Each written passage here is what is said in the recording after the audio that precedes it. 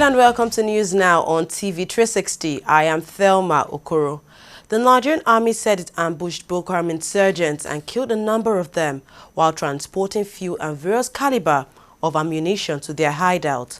A statement by the spokesperson of the Nigerian army, Sani Usman, said the troops, while on operation at a cattle market on Wednesday morning, intercepted the insurgents and seized the supplies.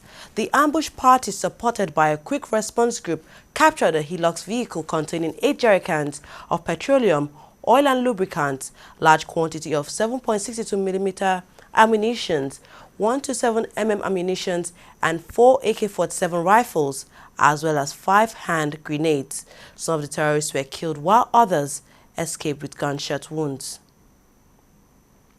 The Nigerian army has said it would not reabsorb the 250 soldiers dismissed last week for failing to join their colleagues posted to the northeast part of the country. Acting Director of Army Public Relations, Sani Usman, said the soldiers were dismissed over gross acts of indiscipline, cowardice, and absence without leave. Usman said the army had been tolerant with the soldiers' act of indiscipline and unprofessional conduct and would not bring them back. Meanwhile, the army said it arrested 2 soldiers at Yolo Park last Sunday with unauthorized military items. The men have been identified as Eric Nwokori and Macaulay Fortune. 10 years after activists remember Beko Ransom Kuti in Lagos, civil society leaders and activists converged in Lagos, southwest Nigeria to mark the 10th year demise of Beko Ransom Kuti, a medical doctor and an activist. The memorial, which was held at the Beko Cenotaph and was organized by the Campaign for Democracy and Women Arise. TV360 News' Yemi Eson was there and now completes the report. It's been 10 years now since he passed on.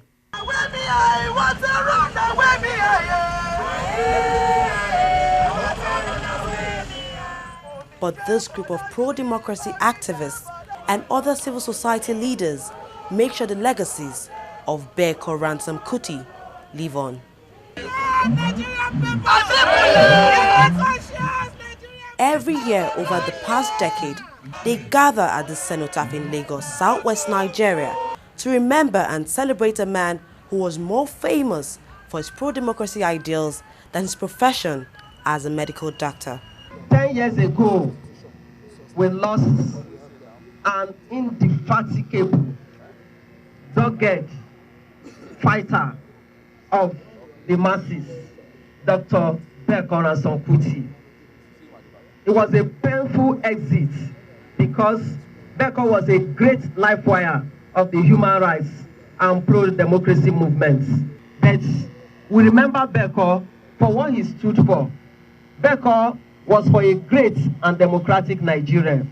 He was for a fair society, and it was for a society that he wanted to be fully democratized. We were committed to ensure that our leader does not die in vain. And I want to say, if we are still committed to those beautiful words of keeping the spirit, the life and times of Beko alive, we will all continue to agitate for the emancipation of Nigerian people. All the speakers used the occasion to relive the fond memories they shared with the late activist while he was alive. So Beko led the Nigerian people all for the freedom of everyone. Later on, the Campaign for Democracy. It is in this regard, in this respect, that Beko has lived a life that we must all emulate. Beko will not support Nigerian leaders going abroad for medical care. I can recall what he said to my father in 1998 while I was serving them. He told my dad that it will get to a stage in this country where politics will be an ethnic thing, and that ethnicity will be what they will want to use to split this country. And as you can see now, there are 2 major parties. There's the APC, which controls most of the southwest and a lot of the north, and a few parts of the south-south. And the Igbos have taken over PDP, and they've made it a Christian Igbo party, which should not be. A wreath was later laid at the foot of the statue of the late activist before the crowd dispersed, hoping to converge here again next year for another solemn ceremony in memory of Beko Ransom Kuti. Nigeria's Department of State Services has arrested a student accused of recruiting for the Islamic State of Iraq and Syria, ISIS. He has been identified as Abu Salam Yunusa, a student of the Federal University of Technology, Mina. A statement issued by the spokesperson of the security agency, Tony Opuyo, confirmed the arrest, saying the suspect was apprehended in Kano on January 17th after a completed arrangement to embark on a journey to join an ISIS terrorist training camp in Libya with other Nigerians whom he recruited for the ISIS. Opuyo also confirmed the arrest of several other Nigerians planning to join the ISIS. He said the arrest of the suspect was a follow-up to available intelligence provided to the DSS. UN Special Envoy to Libya has warned of the growing strength of the so-called Islamic State militant group in the country. Martin Kobler told BBC that the current power vacuum in Libya was creating a risk that ISIS fighters there could use to join up with the militants elsewhere on the continent. He said the fragmentation was creating a political vacuum and a military vacuum which is allowing ISIS to spread. His warning comes after the DSS in Nigeria's capital city of Abuja said it arrested a student recruiting for the Islamic State of Iraq and Syria. At least 6 people have been killed and over 30 injured in a double suicide attack at a funeral in northern Cameroon on Wednesday. The attack took place when a bereaved family was receiving guests at a funeral in the town regularly attacked by Boko Haram insurgents. The 2 female suicide bombers disguised themselves as guests and detonated their bombs. Officials say dozens were injured in that attack. No group has since claimed responsibility for the attack, but all fingers point to Boko Haram. It is the 5th suicide attack in Cameroon's far north region since the start of this year. The Imo State government has agreed to recall over 3,000 workers it suspended in 19 parastatals in the state. Labour had recently shut down the state after the governor failed to recall the workers of the 19 parastatals, agencies and departments who he summarily suspended recently. However, the state governor, Rochas Okorocha, has now announced recall of the workers on Wednesday after a meeting with the Nigerian Labour Congress. Both parties signed an agreement and after several hours of negotiations. Nigeria's parliament has said its proposed date of February 25th for the passage of the 2016 budget is not achievable. The National Assembly postponed voting on the 2016 budget because ministers could not agree on revised public spending plans, lawmakers said on Tuesday. Addressing a news conference in Abuja, the chairman of the Senate and House of Reps Committee on Appropriation, Senator Danjuma Goje, and Representative Abdulmumunin Jibrin said the February 25th target for the passage of the 2016 budget is no longer realistic. The 2 lawmakers said the National Assembly observed during the ongoing budget defense that government ministries have padded their budgets, and because of this, lawmakers require more time to thoroughly work on the budget. Meanwhile, the Ministry of Budget and National Planning has admitted that there are some errors in the 2016 budget currently being deliberated in the National Assembly. In a statement, the ministry blamed the errors on the adoption of the zero-based budgeting system and vowed to crack down on the perpetrators. It explained that while the budget, which was presented to the National Assembly by President Muhammadu Buhari, was well structured, those responsible for budgeting at the various ministries, departments and agencies of government were not well acquainted with the zero-based budgeting system. The zero-based budgeting is a method of budgeting in which all expenses must be justified for each new period. Minister of Finance Kemi Adeosun on Wednesday said that government would save 4.14 billion naira from the efficiency unit on travels yearly with appropriate streamlining of the procurement process. Adeosun made the disclosure at the efficiency unit's media roundtable held in Lagos, Southwest Nigeria. Adeosun added that the 4.14 billion naira annually savings opportunity was on travel tickets. The minister said that government needed to use its large purchasing power to negotiate favorable terms from suppliers and increase transparency through the induction of price guidelines. Transition Monitoring Group TMG, a coalition of civil society organizations dealing in electoral matters in Nigeria, has described the recent Supreme Court verdict on Rivers, Akwa Ibom and Abia State as an incentive for electoral robbery. Speaking during a State of the Nation press conference in Abuja on Wednesday, Ibrahim Zikrulahi, chairman of the group, stated that the disturbing trend in these judicial pronouncements is in the fact that the apex court has elected to give judgments and not justice, adding that in the face of unrepentant attempts to subvert the will of the people in a number of the cases, the court has curiously turned a blind eye. Why will a Supreme Court give a judgment without giving reason, and you now defy the reason? You now want to embark on a voyage of discovering of reasons. For you to have arrived at judgment, it means that you have your reason that makes you to give that judgment. For goodness sake, nobody is chasing out these governors. The matter has traveled from the lower tribunal through appeal court. And everybody knows that this matter is before the Supreme Court. And until it is adjudicated by the Supreme Court, nobody will ask them to go or to stay. But for now, since they have been sworn in, they have to endure all the paraphernalia of office. So why was the Supreme Court in haste to give that judgment when they know the reason for giving that judgment was not ready? And now you now begin to explore, you now begin to weigh public opinion to see, begin to employ legal luminaries, consultants, and now the rest to begin to look how it will be sweet in the ears of the people. For us, it's misnomer. There is one thing to give judgment, it's another to give justice. What Supreme Court has delivered is judgment and not justice.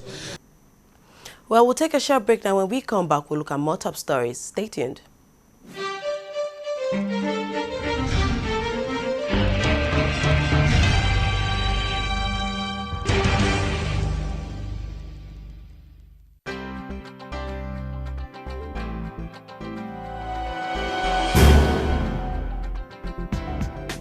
Hello, you're welcome. You're watching the Funny White Man Show, which is the biggest, the brightest, and the most entertaining show in Africa. Funny white man, but this way you talk, it's too much. Give me 5,000 man that you. It's too much.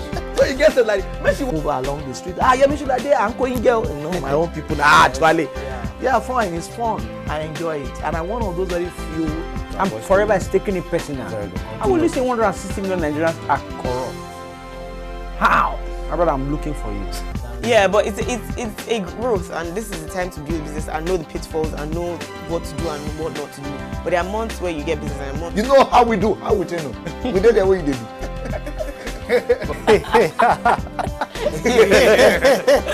Hello, you're welcome. You're watching Trending Matters on the Funny White Man Show. Of course, they will bring you trending issues just to entertain and tickle your fancy.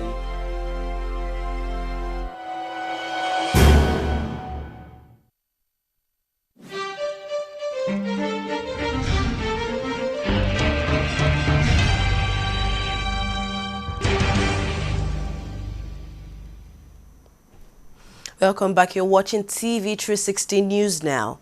The German government has expressed determination to strengthen its relationship with the government of Lagos State in southwest Nigeria.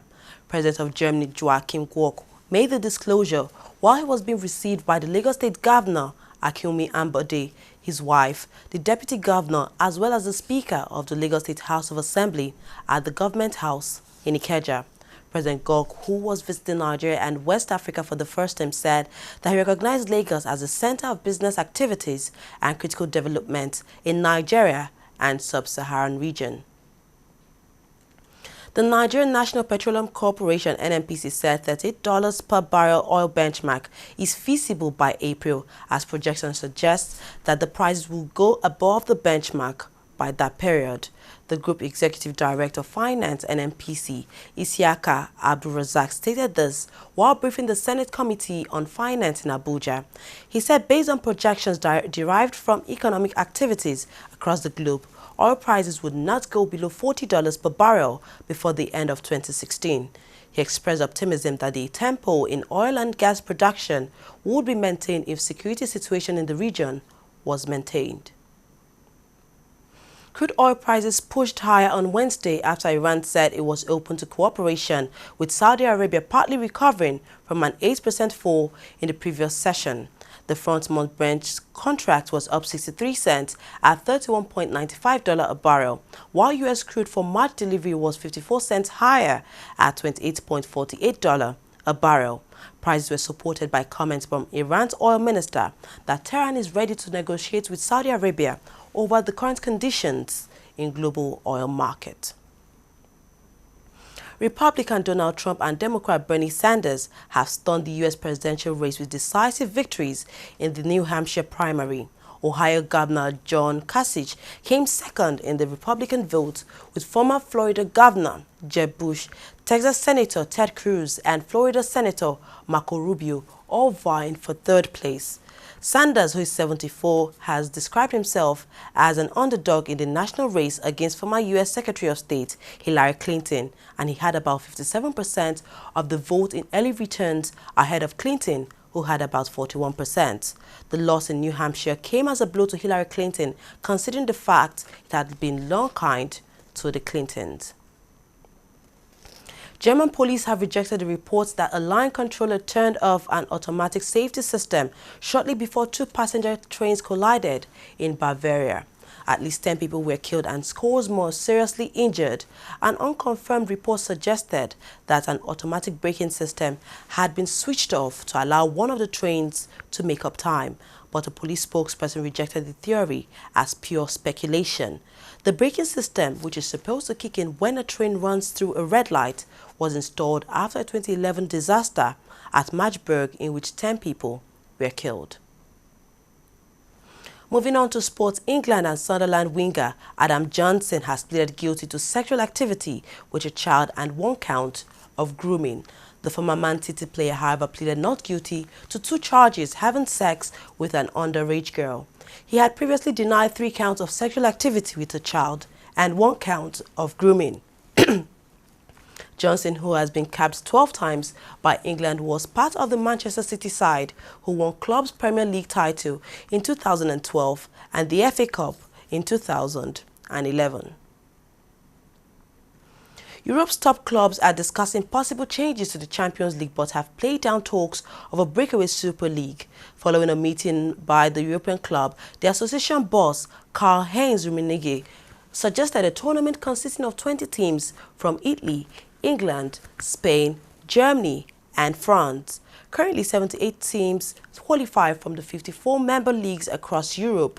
After preliminary qualifying rounds, 32 teams enter the group stage. That's all we have on news now. Thank you very much for watching. I am Thelma Okoro.